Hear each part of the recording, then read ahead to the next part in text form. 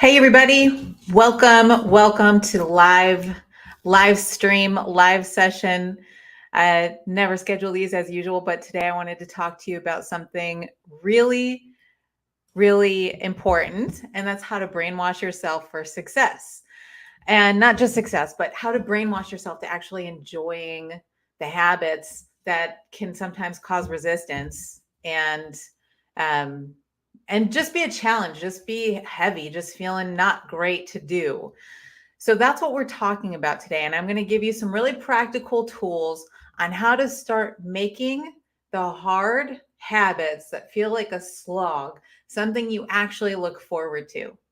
Um, so some of the habits that I've developed over the past, I don't know, decade or so, I've developed a meditation habit. I've developed a really good fitness habit. I've developed a really good walking habit. I get all my steps all the time.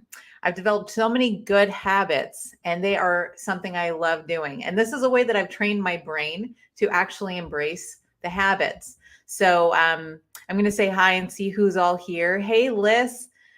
Good to see you. I like how you have followed your passions and intuition. Thanks, Liz. I so appreciate you. And for everybody who's coming in, just let me know where you're coming in from. Let me know what you're up to. I'd love to hear from you. I'd love to just hear how you're doing, hear what you're up to lately. So today we're going to be talking about how to make the hard things easy. How to make what's really hard for you super easy. So this applies to the diet stuff. I sent out a survey to my email list. If you're not on my email list, by the way, join my email list. I send out valuable information on a regular basis. So I sent out a survey and I said, what do you want help with? And a lot of people want help with sticking to certain habits. They have trouble eating a good diet on a regular basis. They have trouble sticking to a fitness routine.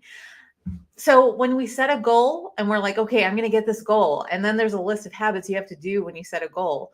Those habits are kind of the reason that we need to set the goal in the first place. And it's like, okay, great, I set this goal, but I have this goal that I need to achieve because I wasn't able to do these habits, whatever, financial habits, eating good habits, getting exercise, drinking enough water, sitting in meditation, all these things that can feel like a slog and can feel really heavy and hard.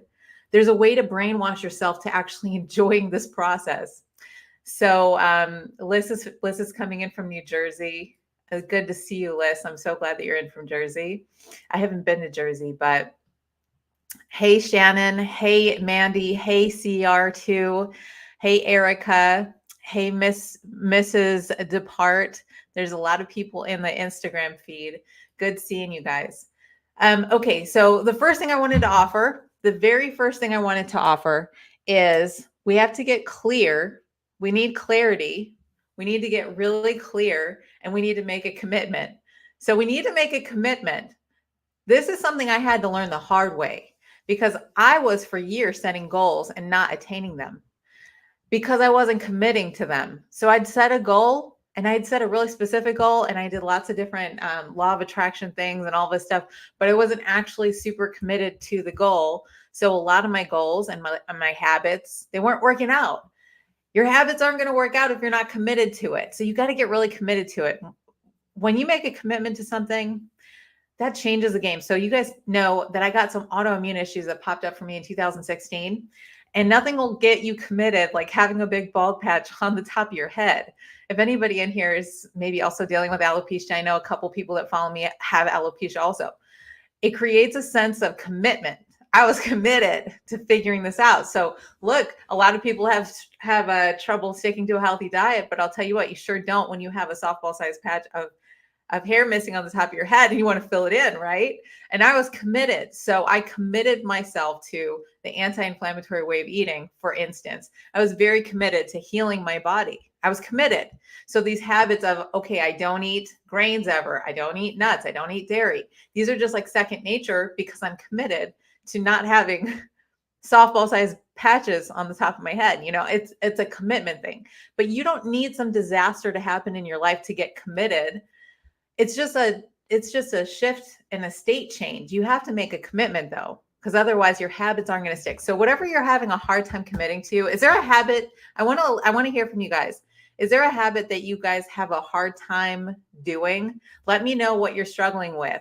I'd love to hear if you have any habits that you can't seem to get on track. We've got Jenny coming in from Alexandria, Virginia. We've got Michelle Kano. Hey, Michelle. Let me know if you've got any habits that you're struggling with. What habits can you not seem to get? Is it a sleep habit? Is it a walking, a step count? What are the things that you're really struggling with? What feels really hard to you that you can't quite stick to? Let's get to the bottom of this right now. This is kind of like an office hours. I want to help you to get figuring out how to do the stuff that feels hard, how to brainwash yourself to love it. Really, how to brainwash yourself to love it. So if any of you guys have any habits that you're struggling with, let me know.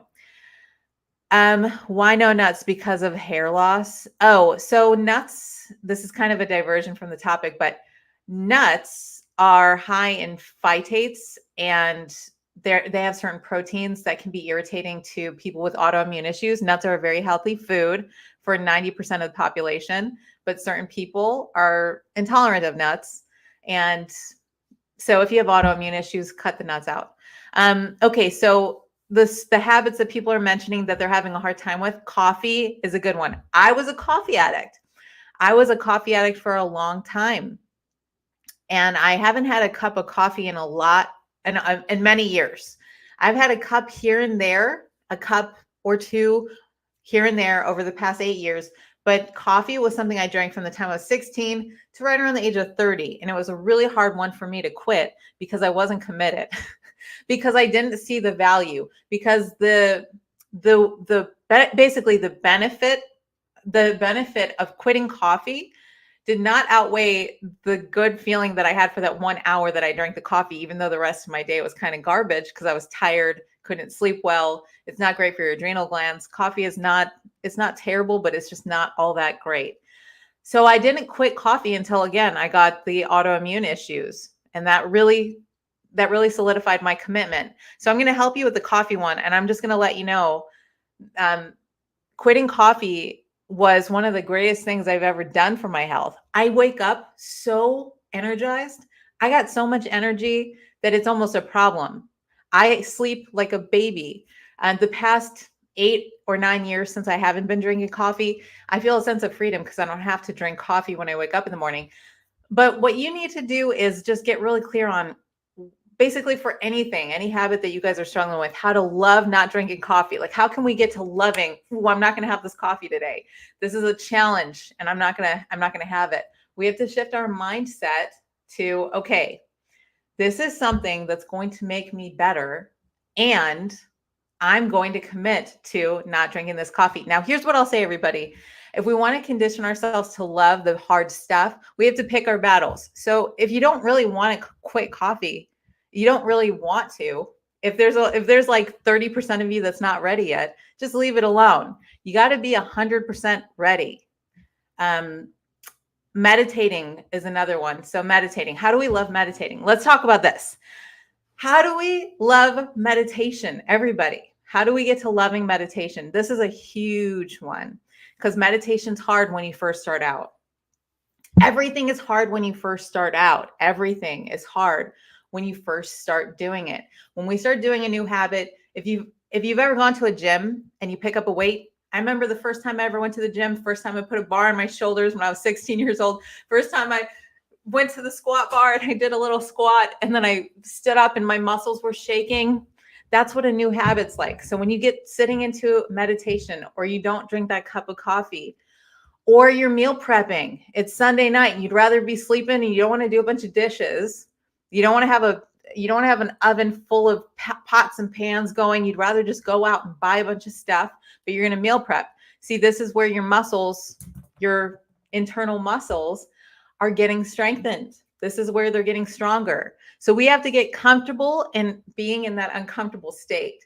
So the meditation, here's what I'll say. You start with a little bit. We start with how to love the hard stuff as we start doing a little bit of it every day. We start chipping away at it every day.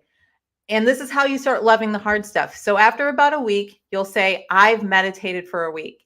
After about 2 weeks, you'll say, I'm liking the meditation. After about 3 weeks, you'll become a meditator. I meditate. And then it's part of your identity. This is how it works, everybody. Then it becomes part of your identity and you start loving it because it's part of your identity.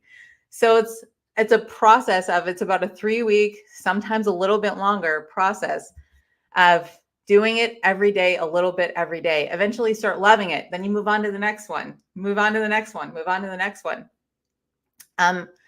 Another thing that I buy too many records. That's funny. That's a funny habit.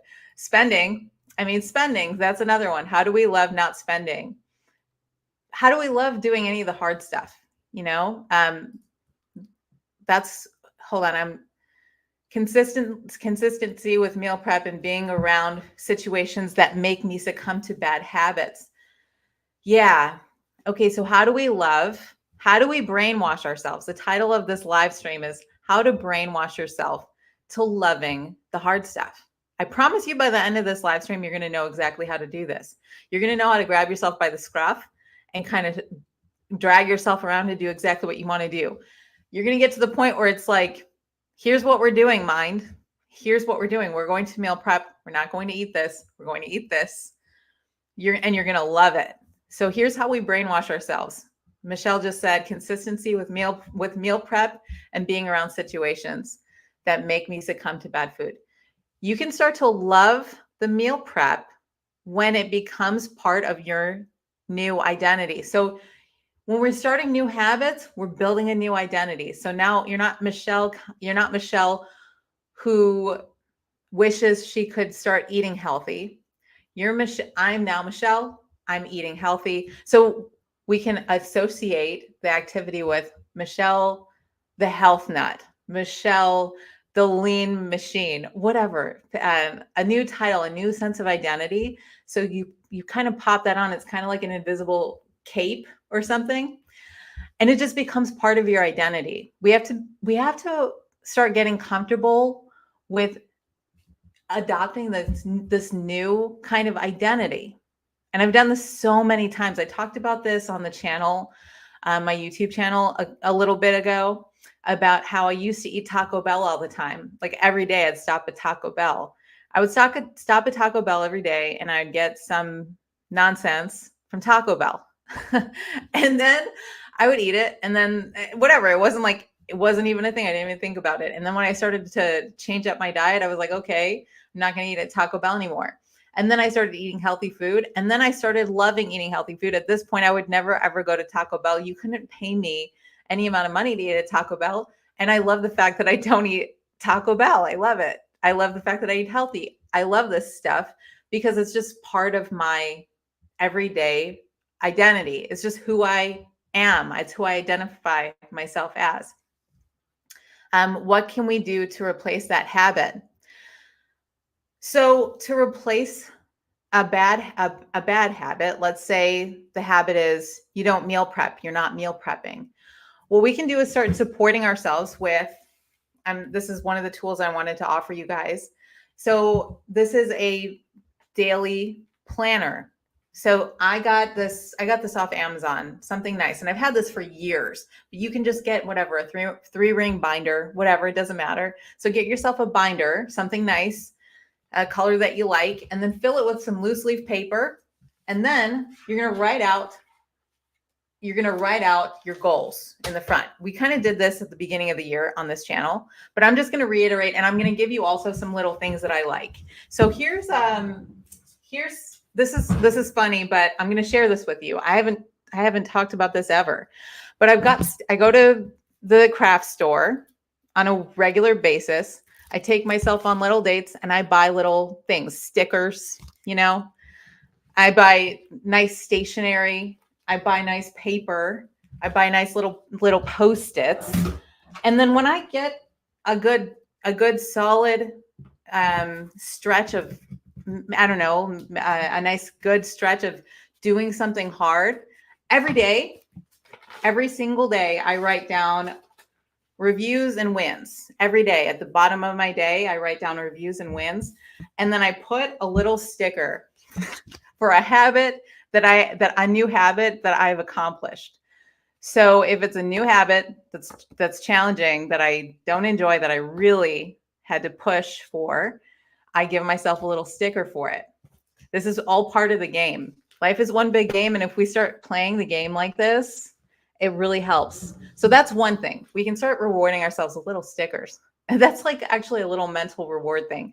But also, we can start rewarding ourselves with actual writing down, here's what I'm going to master. I'm going to master this habit. Once I get this habit, I'm going to reward myself with, and then some kind of outing, or whatever, something nice, and a new pair of shoes, whatever. That's another thing that we can do to start to condition our brain to associate, tough habit with, this is awesome. This is a nice game. It kind of gamifies things. I struggle with overeating on my days off from work. At work, I'm committed to calorie intake and goals. I've lost 7 pounds so far. Congratulations, Fabiola. And I'm still struggling with overeating at home. Yeah. Okay. Congratulations. This is awesome. Thank you for sharing that. First things first, I have an overcoming overeating workshop in my school, and there's 2 of them. There were 2 live overcoming overeating workshops. Part of overeating is an energetic suppression of our emotions. So we don't want to feel the things we're feeling. It's kind of a charge and discharge happening. So we're charged up from stress or sadness or anxiety or worry or something. And then we're discharging, we're kind of discharging or soothing ourselves, and we're not actually expressing or feeling that emotion. So that's part of the overeating process. But we can actually also, that's on the energetic level. But on the habit level, this is a little more on the surface level, what I'm talking about today, really loving better habits, loving not eating when we want to eat. We can start to cultivate an awareness around the habit. So this is another key factor, is awareness and presence. And I'm going to be talking about this in my upcoming month-long immersion. I'm doing a month-long immersion called Master Your Mind, everybody. And it starts tomorrow. Tomorrow at 6 p.m. It's Master Your Mind. And we're doing a month-long immersion so you can master a new habit, a new goal. You're going to be mastering your mind. You're going to be mastering your outlook. You're going to be learning meditation. You're going to be doing lots of different things. We're going to get to mastering the mind. And that's at brendaturner.com/master. But Fabiola, when you get home, we can use presence and awareness. So it's like a split second thing where I want you to pay attention to, even right now, you can think about it. There's like an energetic shift in the body that happens. Now, if we stay really present with it and we stay aware and we stay in the witness, so you're right here watching yourself like a hawk, watching your thoughts, watching your emotions, watching what's happening. So I see the urge to eat, or whatever your habit is, everybody. Drink your coffee, whatever, call the ex, whatever, get on social media and doom scroll. I don't know. Okay, I see the urge. Now, wait 2 minutes. Don't give into it. Just wait 2 minutes. Hang back for 2 minutes.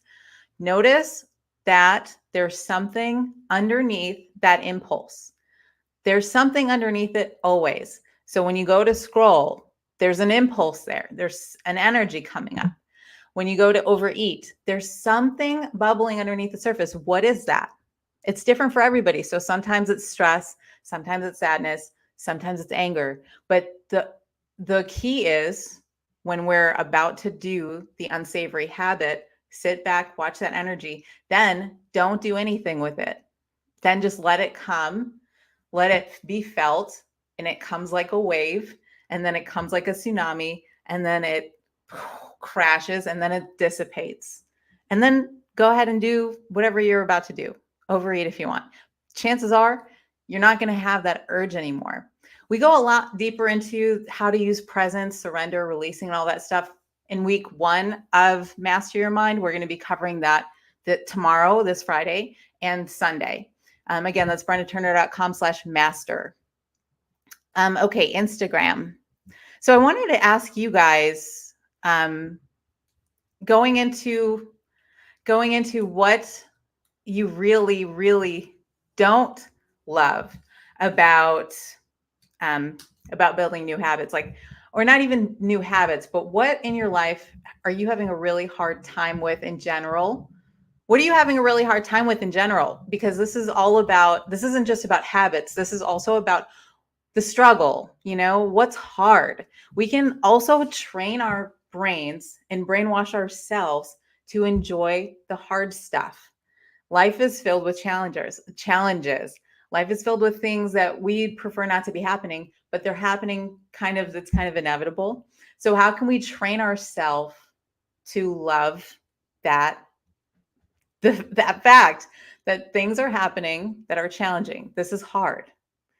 And yet I love this. We can get to a space where we actually love the challenge. We can also call this kind of, if you're failing at something, great, failing forward, or there's lots of different ways that we can approach things that we don't like, things that we'd prefer to not be happening, so on and so forth. But what are you challenged by right now? I'd love to hear what your greatest challenge is, if you feel so called to share. I'd love to hear what is challenging you, what you're struggling with, what you're having a hard time loving, and let's see if we can get you loving it. I'm having a difficult time making money and finding a job. Okay, thank you for sharing that. So, yeah, I'm having a difficult time making money and finding a job. Okay, so here's how we can start loving. We don't love the situation, obviously. We don't love the situation, but we love who we get to become in this process. We can get to loving what this is drawing you towards, what this is drawing out of you, what this is really pulling you towards. So what I would say to this particular situation, because this is kind of a common one, is what can I do that is guided by my heart, that I want to be doing, that challenges me in a big way, that forces me to think really big. And that's how we get to loving the situation. So there's a way of thinking about this where sometimes we can set, and I'm not saying this is what you're doing, but sometimes we can set our sights a little too low and we say, I'll just take any job. I'll just take any amount of money. I'll just take whatever life can give me. Or we can say, I'm going to think really big. I would like, pie in the sky. Here's where I'm aiming. And we can shoot for that. And then when we're shooting for that, that's bigger, that bigger thing, that gives us a little bit more, it's more exciting. It's something that pulls you forward instead of something that you're running away from. There's a running away from when we're talking about, I just want to make enough so that I can just live and so that I could just scoot by. And it's kind of like fear. It's like you're propelled by fear. And it's like, I need to find a job and I need to make enough money. And that's a lot of like, ooh, just give me everything. That's fear. But we can shift to moving towards like what's pulling you. What do you want to be doing? And it's also there's a really probable chance that God is giving you this opportunity, this like space for that reason. That maybe there's something bigger. And when I say the word God, people get kind of offended. Some people don't like that word. There's no religious connotation here, but I'm just saying I believe there's a higher power, and I believe you're never, ever somewhere that you're not supposed to be. And if you're having a hard time finding a job and you're having a hard time, you're in a season of a little bit of financial instability, a financial struggle, that's not on accident. That's by design. There's a growth here. Just like when there's forest fires happen all the time. And that's actually nature's way of cleaning things away so that things can grow better. So that's a perspective we can take, and that helps us to love what's hard. So if we just think of it, the perspective, the frame that you're putting on the situation, this helps us to love what's hard. This brainwashes ourselves in a way that serves you. Is this situation is not life happening to you, it's life happening for you. And it's your opportunity to really think bigger. It's probable that God's putting you on a different path than what you had planned for yourself, that God has a big vision for you, and that this is just a time for growing and planting some seeds. So start planting as many seeds as you can in the way of like working on yourself, working on your how you show up every day. Just keep showing up for yourself every day, even if it's not for a job, dress for your best, always dress to the nines, get dressed up every day like you're going to that dream job. And that's a way to love what's hard. You show up even when it's not working out. Like you just keep showing up for yourself. Crazy cannabis cat lady. I gotta take a minute to just bow to the I gotta take a minute to bow to the crazy cannabis cat lady. I love that screen name. That's the best handle I've ever seen in my life. That's awesome. Having difficulty letting go of people who my old self was attached to. Now that I'm changing, so are my relationships and dynamics amongst others. Yes, absolutely. Yeah, absolutely. So how can we love this process? This is a hard one. The title of the stream, I'm going to repeat it one more time. It's how to brainwash yourself to love the hard stuff. How to brainwash yourself to love the challenge. How to brainwash yourself to loving what's happening. This requires a little bit of faith. This is sounding like a ministry. It's not meant to be, but this requires faith. So faith helps us to love.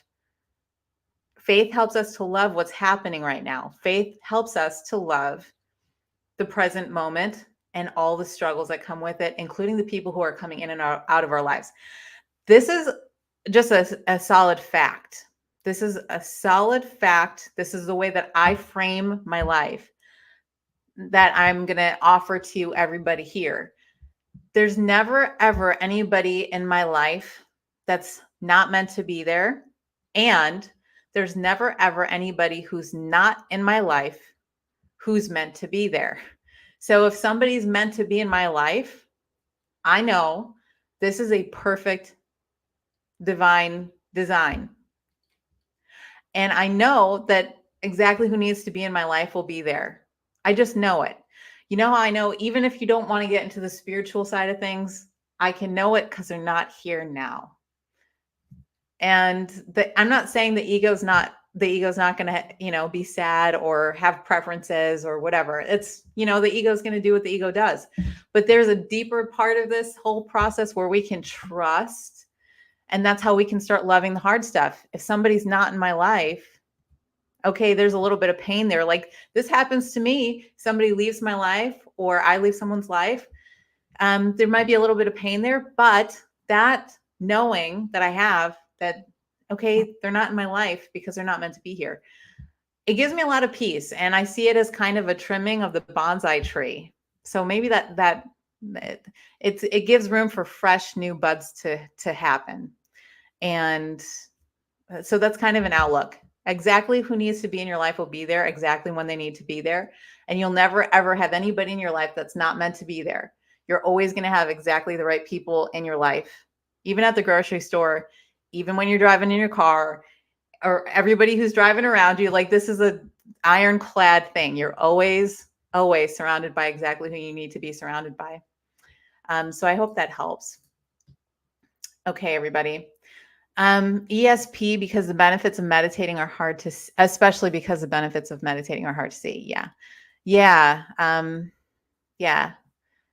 How can I brainwash myself to love the struggle of chronic illness? I've learned so much so far, but over being ill. By the way, I'm slowly getting better. I'm so glad that you're getting better, Cece. I'm so glad that you're getting better.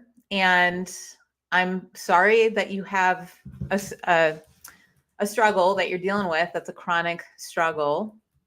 That's not easy. I'm not going to sit here and tell you that you're going to wake up every day feeling like rainbows and sunshine are coming out of your eyeballs and your ears when you have a chronic illness.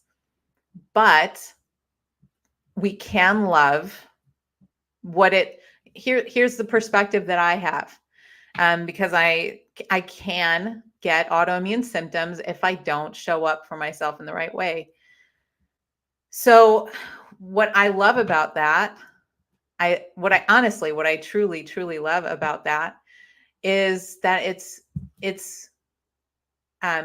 caused me to rise to the occasion more than I would have without it. And also, this kind of goes without saying, but maybe not. I don't know. Um, Chronic illness, just like any other kind of form of suffering, it's a doorway to something that's deeper and more eternal. My autoimmune issues put me on a spiritual path and a path of growth and self-development and self-awareness and an energetic clearing that I can't even describe to you. And I think if we embrace chronic illness and all of life's challenges, the grief and the unexpected circumstances that seem too much to bear, we don't have to love them on like, yay, this makes me happy, but we can hold a reverence for the deeper gifts that those things give us, because they always come with a deeper gift. And there's a reverence I have for the pain and for the struggle and for the sadness, for those really hard times in my life, because always 100,000% of the time, the really hard struggles always yielded fruits, always. And I always got better from those things in some way. I would never, if you could give me an eraser and erase certain aspects of my past, I wouldn't erase the autoimmune issues. I wouldn't erase the real, none of us probably would if we look back. There's probably certain things that, maybe we would, but for the most part, those like the chronic illness, it can actually be a blessing, parts of it.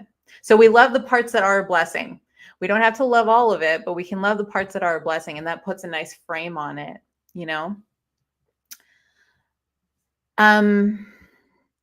Keisha, oh, this isn't live. It's a recorded vid. No, Keisha, it's live. Hey, Keisha, it's good to see you, Nia. And yes, this is live. So you can feel free to chime in and Salvarez says, hi, Brenna. Hey, Salvarez. Hey. So, Erica says, this is so good. I'm so glad, Erica. Thank you for that feedback.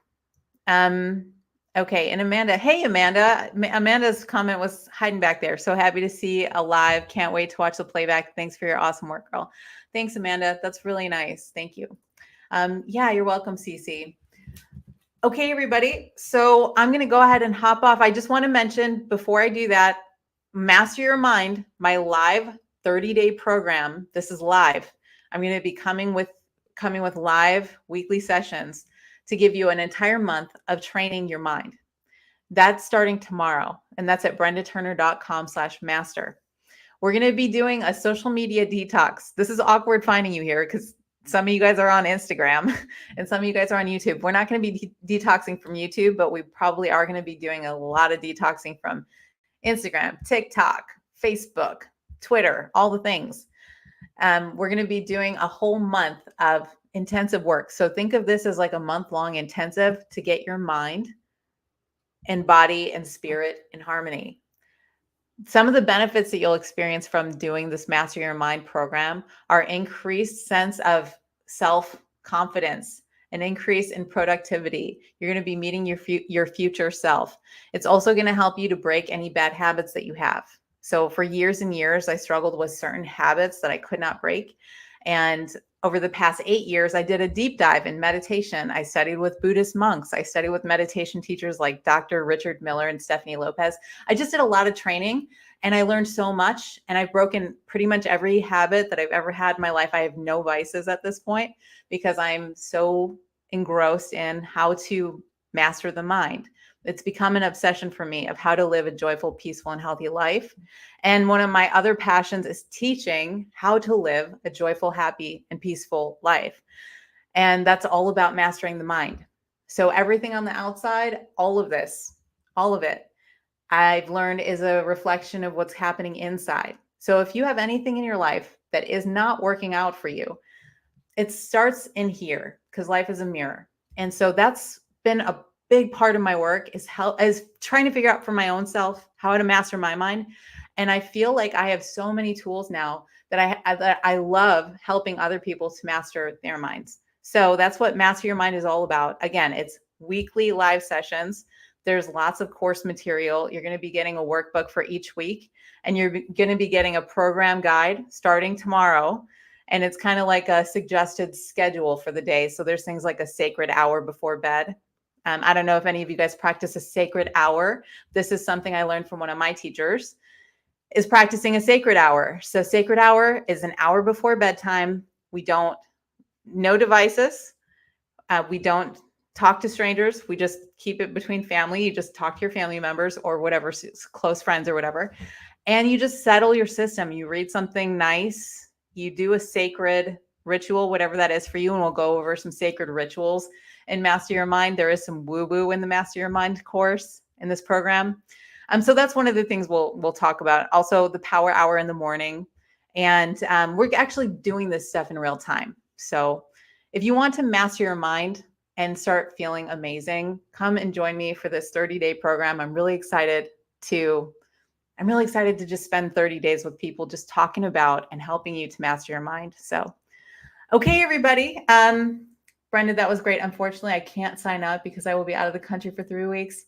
I think you are very genuine. Thank you. No problem. Thanks, Jenny. And by the way, everybody, if you're not able to make it live for this month, you can always join the School of Transformation, and we're going to be doing a new program every month. So next month's program is all about freedom from fear.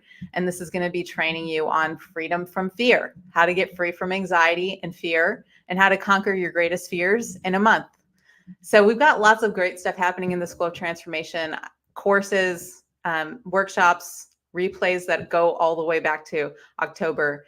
So I hope you join me, brendaturner.com/transform or brendaturner.com/master. Okay.